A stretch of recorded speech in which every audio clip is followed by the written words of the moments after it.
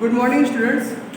इसके पहले जो है मैंने इम्परेटिव के पहले आप लोगों को असर्टिव इंट्रोगेटिव बता चुका हूँ और इम्परेटिव एक बार शायद बता भी चुका हूँ, थोड़ा सा इंट्रोडक्शन मैंने दिया था, लेकिन कुछ बच्चों का कहना था कि समझ में नहीं आया।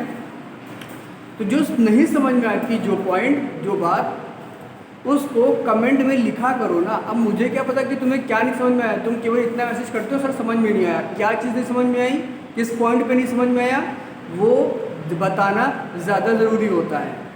खैर, अब इम्परेटिव सेंटेंस हम लोग कहते हैं किसको, सबसे पहले ये देखते हैं। तो इम्परेटिव सेंटेंस ऐसे सेंटेंसेस को बोलते हैं जो हमें ये बताते हैं कि या तो आपको ऑर्डर दिया जा रहा है, आपको कमांड दिया गया है, रिक्वेस्ट करी जा रही है, या फिर आपको किसी चीज़ के लिए मना किया जा रहा है। तो ये चार चीज़ें जो होती हैं इनको हम लोग इम्परेटिव सेंटेंस में लाते हैं। जैसे कि गेट आउट, ये एक तरह का क्या है, ये एक तरह का ऑर्डर हो गया। प्लीज़ सिट डाउन, ये एक तरह की रिक्वेस्ट हो गई। सजेशन या एडवाइस ले लो कि work hard otherwise you will fail, तो ये एक तरह की एडवाइस हो गई। इसी तरह से कई सारी चीज़ें होती हैं। तो सेंटेंसेस को पढ़ो और सेंटेंस को पढ़ने के बाद हमें अगर ये लगे कि वहाँ पे किसी से अनुरोध यानी कि रिक्वेस्ट की जा रही है तो वो रिक्वेस्ट का सेंटेंस हो गया। इसी तरह इम्परेटिव, इन्हीं सबको हम लोग इम्परेटिव सेंटेंसेस बोलते हैं जहाँ पे रिक्वेस्ट, कमांड, ऑर्डर या एडवाइस दी जाती है। ठीक है, अब आते हैं इसके रूल्स के ऊपर कि इसके रूल्स कैसे होते हैं, कैसे इनको चेंजेस करते हैं। तो देखो भाई, रूल नंबर 1 क्या होता है कि सेट या फिर सेट टू, या तो फिर सेट लिखा होगा इस तरह से या फिर सेट टू पूरा पूरा लिखा होगा। तो उसको किस में चेंज करना है, अगर मान लो सेट या सेट टू लिखा होगा तो तुम्हें क्या करना होगा कि ये वाला सेंटेंस जो लिखा होता है इन्वर्टेड कॉमा के अंदर जो सेंटेंस लिखा होता है उस सेंटेंस को पढ़ोगे। पढ़ने के बाद अगर तुम्हें लगा कि वो सेंटेंस में रिक्वेस्ट की जा रही है तो तुम सेट टू को रिक्वेस्टेड में चेंज करोगे। अगर ये सेंटेंस पढ़ने के बाद तुम्हें लगा कि ऑर्डर दिया जा रहा है तो तुम ऑर्डर्ड लिखोगे। अगर ये सेंटेंस पढ़ने के बाद तुम्हें लगा कि कमांड दिया जा रहा है तो कमांडेड। उसी तरह से फोरबेड, फोरबेड को यूज़ करते हैं जब कोई चीज़ मना की जाती है। डू नॉट जहाँ पे लगा होता है वहाँ पे हम फोरबेड का यूज़ करते हैं। बाकी इसके अलावा एडवाइस और सजेस्टेड जानते हो, जहाँ पे सलाह दी जाती है वहाँ पे एडवाइस, एडवाइज्ड या फिर सजेस्टेड यूज़ करते हैं। ठीक है, तो अभी ये मैंने बताया है कि सेट टू की जगह क्या यूज़ किया जाएगा। तो सेट की जगह तुम, सेट टू की जगह तुम ये सब कुछ यूज़ कर सकते हो। वो डिपेंड करेगा कि ये वाला सेंटेंस क्या कह रहा है। ठीक है, नेक्स्ट आते हैं रूल नंबर 2। रूल नंबर 2 ये है कि कॉमा, इन्वर्टेड कॉमा, यानी कि ये वाला कॉमा और ये वाला जो इन्वर्टेड कॉमा लगे हुए हैं इनको हटाने के बाद वहाँ पे हमको क्या यूज़ करना है। तो हमको इस बार यहाँ पे टू यूज़ करना होगा। असर्टिव में डैट यूज़ किया था, इंट्रोगेटिव में इफ़ या फिर क्वेश्चन वर्ड यूज़ किया था। इम्परेटिव सेंटेंसेस जो होते हैं उनमें कॉमा और इन्वर्टेड कॉमा को हटा करके हमें टू लगाना होगा। ये रूल नंबर 2 हो गया। अब आते हैं रूल नंबर 3 पे। तो रूल नंबर 3 बहुत इंपॉर्टेंट है, ध्यान से सुनो। Always use V1 after two, यानी कि जो तुम कंजक्शन टू लगाओगे, इन्वर्टेड कॉमा को हटा के तुम टू लिखोगे तो टू के बाद में जो वर्ब लिखी जाएगी वो हमेशा वर्ब की फर्स्ट फॉर्म होनी चाहिए। वो हमेशा वर्ब की फर्स्ट फॉर्म में ही होना चाहिए और कोई फॉर्म नहीं यूज़ कर सकते हैं। फिर आते हैं रूल नंबर 4, तो person will change as previous, यानी कि अगर मान लो इन्वर्टेड कॉमा के अंदर कोई पर्सन है तो तुम उस पर्सन को जैसे पहले चेंज करते थे SON 1 2 3 वैसे ही चेंज करना होगा। अब इसका एक एग्जांपल है, मैं आप लोगों को करके दिखा रहा हूँ। देखो इसको, यहाँ पे लिखा है he said to me go away, ये लिखा है। तो सबसे पहले क्या करेंगे, ही को ही लिख लो। अब देखो यहाँ पे लिखा हुआ है सेट टू, क्या लिखा हुआ है सेट टू। तो अब ये बताओ कि हमें सेट टू को किस में चेंज करना होगा। अब ये तो हमें इनमें से चॉइस है, सेट टू को चेंज करने के लिए इतनी सारी चॉइसेस हैं, लेकिन इनमें से कौन सा वर्ड यूज करें। इस सेंटेंस को पढ़ो, क्या लिखा है, गो अवे। गो अवे का मतलब क्या हुआ, यहाँ से जाओ। तो ये एक तरह का ऑर्डर हुआ, तो तुम इस सेट टू की जगह पे ऑर्डर्ड यूज करोगे।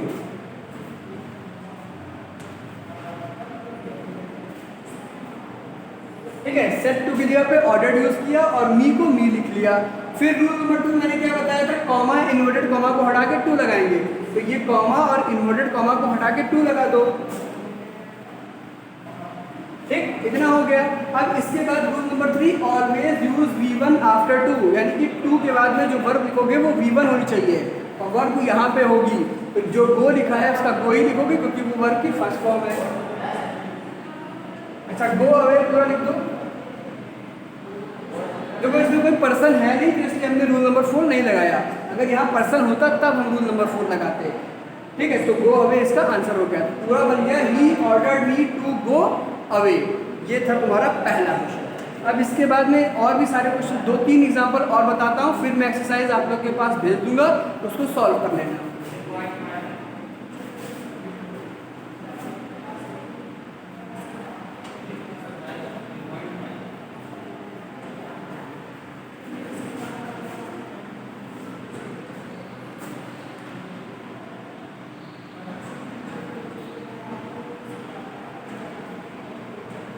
Very good morning. Tiwari ji,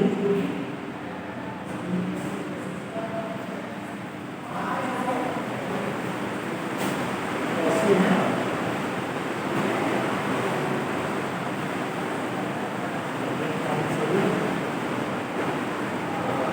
ठीक है, तो देखो एक एग्जांपल लिखा हुआ है, she said to me do not come here. ठीक है, तो इसमें देखो क्या करना होगा, लिखा हुआ है शी सेड टू मी, तो देखो सेड टू को किसमें चेंज करना है, अंदर लिखा है do not come hair.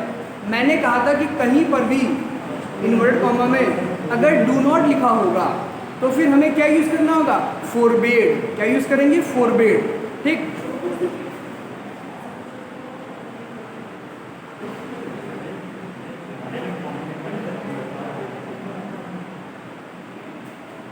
She फोरबेड me, to को यूज किया है क्योंकि कॉमा और इनवर्टेड कॉमा को हटा दिया है। ठीक है, इतना समझ में आया। अब देखो आगे लिखा हुआ है डू नॉट, हमने डू नॉट को चेंज किया किसमें, फोरबेड में, है ना। डू नॉट को चेंज कर दिया फोरबेड में। अब तुम्हें डू नॉट नहीं यूज करना है। अब इसमें देखो वर्ब कौन सी है, कम, तो टू के बाद में जो लिखा है पूरा लिख दो, टू कम देयर।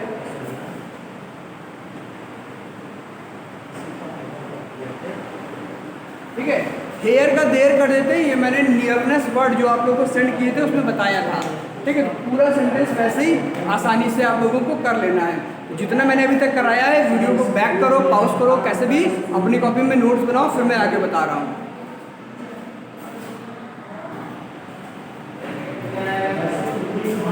बच्चों अब 3 एग्जाम्पल और हैं, 3 एग्जाम्पल मैं आप लोग को और बता रहा हूँ, फिर ये इम्परेटिव खत्म हो जाएगा। उसके बाद मैं आप लोगों को एक्सरसाइज सेंड कर दूंगा। एक्सरसाइज आप लोगों को करनी होंगी अपने घर पे। एक्सरसाइज जब अपनी कॉपी में तुम लिखोगे, सारे क्वेश्चन लिख लेना एक्सरसाइज से। ठीक है, क्वेश्चन प्लस आंसर, कॉपी पे क्वेश्चन भी लिखना, उसके नीचे आंसर लिखना। फिर उसमें जो क्वेश्चन तुमसे नहीं होंगे उनको सर्किल कर देना या कोई निशान लगा देना। उसके बाद जब मैं गूगल क्लास लूँगा गूगल मीट पे, तो तुमको उसमें मुझे बताना होगा कि सर इस एक्सरसाइज नंबर 17 या 14 या 12 जो भी है उसका क्वेश्चन नंबर 1, 2, 3 जो भी फंस रहा है वो बता देना कि मुझे ये क्वेश्चन जानना है। तो हम लोग चलते हैं एग्जाम्पल की तरफ। जैसे मैं कह रहा हूँ, जैसे कर रहा हूँ वैसे किया करो। पहले वीडियो को देख लो, उसके नोट्स बनाओ, एक्सरसाइज ट्राई करो। एक्सरसाइज ट्राई करते समय तुम अपने नोट्स को पढ़ते रहा करो और नोट्स की कॉपी अलग बनाना और एक्सरसाइज वाली कॉपी अलग बनाना। उससे ये होगा कि तुम्हें बार बार पलटना नहीं पड़ेगा पन्ना। ठीक है, तो जो रफ कॉपी हो, रफ कॉपी में तुम एक्सरसाइज कर सकते हो, लेकिन जो नोट्स बनाओगे, जो मैं बोर्ड पे लिखता हूँ, उसको तुम अपनी कॉपी पे जब लिखोगे तो फिर तुम्हें उसे एक ही कॉपी में लिखना है, उस कॉपी में एक्सरसाइज एक भी मत करना। ठीक है, तो अब आगे देखते हैं। लिखा हुआ है the visitor said please take me to the officer. अच्छा, अंदर वाला सेंटेंस देखो क्या कह रहा है, please take me to the officer, यानी कि ये एक तरह की रिक्वेस्ट हो गई। कहीं भी प्लीज लिखा हो इसका मतलब वो रिक्वेस्ट है। तो फिर इस सेड को किस में चेंज करेंगे, रिक्वेस्टेड में चेंज करेंगे।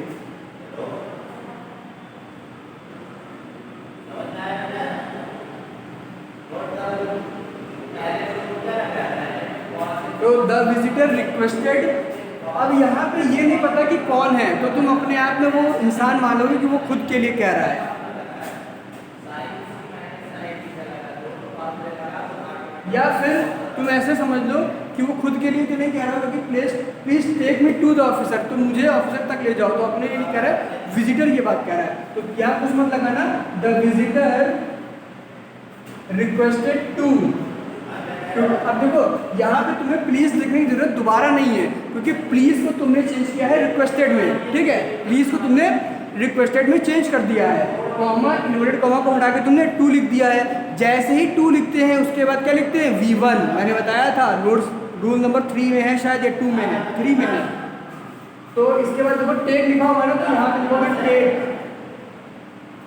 अब यहाँ पे देखो पर्सन आ गया है मी जो है वो फर्स्ट पर्सन है, तो कहाँ पे जाएगा, ये विजिटर के पास जाएगा। मी जो है वो फर्स्ट पर्सन है, कहाँ जाएगा, विजिटर के पास। तो मी के लिए कौन सा प्रोनाउन यूज करना होगा, हिम, क्योंकि विजिटर को हम मेल मान लेते हैं और ये एक ऑब्जेक्टिव है, तो ऑब्जेक्टिव प्रोनाउन के लिए ही हिम ही हिज हिम होता है, तो हिम जो है वो इसका ऑब्जेक्टिव हो जाएगा।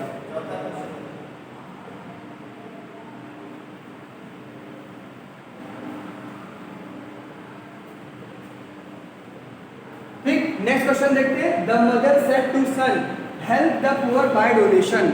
ये एक तरह की एडवाइस है, माता जी अपने पुत्र को सलाह दे रही है कि गरीबों को दान देके उनकी मदद करो।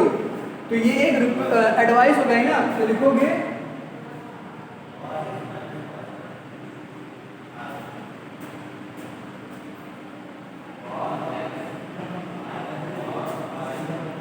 The mother advised son. Set two को मैंने एडवाइस से चेंज किया है और सन को सन लिख दिया है, कॉमा इन्वर्टेड कॉमा को हटा के मैंने टू लिखा है। अब टू के बाद में जहाँ पे हेल्प मेन वर्ब स्टार्ट हो वहाँ से लिख दो। देखो लिखा है help the poor by donation, तो लिख दोगे help the poor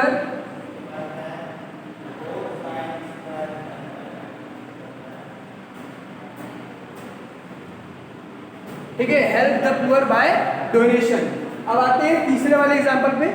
the teacher said to student, teacher ने स्टूडेंट से कहा work hard for good result, कठिन परिश्रम करो अच्छा परिणाम पाने के लिए, अच्छा रिजल्ट पाने के लिए कठिन परिश्रम करो। तो क्या होगा, अच्छा बताओ तो ये क्या है, क्या ये कोई ऑर्डर दे रही है मैम, नहीं, ये एक तरह की सलाह देती है कि बेटा पढ़ लो।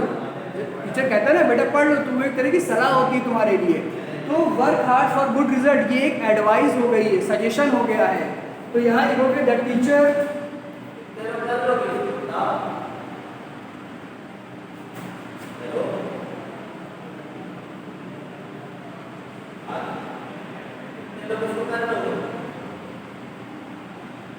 ठीक, the teacher suggested student to, क्योंकि ये हटाया तो टू लगा दिया। यहाँ देखो V1 लिखी है, work hard for good result हो जाएगा to work hard for good result.